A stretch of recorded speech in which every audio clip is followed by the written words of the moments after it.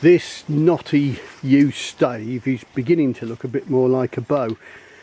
I probably started with it way too thick really, but with so many problems and the fact that it wasn't seasoned, I needed to.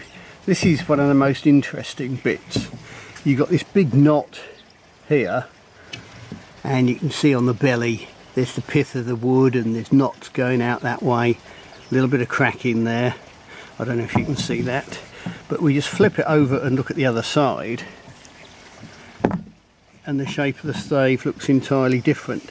We look very thin there, so I've got to be careful, try and keep an even thickness both sides.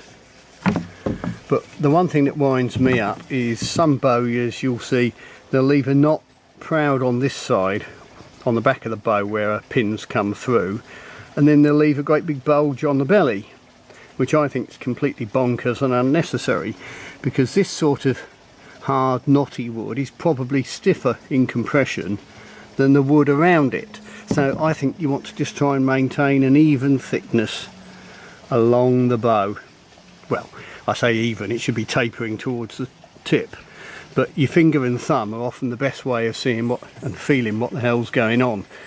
You can see the bow's been left relatively wide for its thickness, and also it's flat on the belly and very square edged, so if I do want to heat treat it at all, I can clamp some cheeks of hardboard on the side of the bow and get heat just onto the belly. And also if it shifts, moves sideways, anything like that, I've still got width to play with to line up the string line at the tips, or to narrow the bow just to lose a few pounds of draw weight. Better to have it too wide than to have it too narrow. But there you go.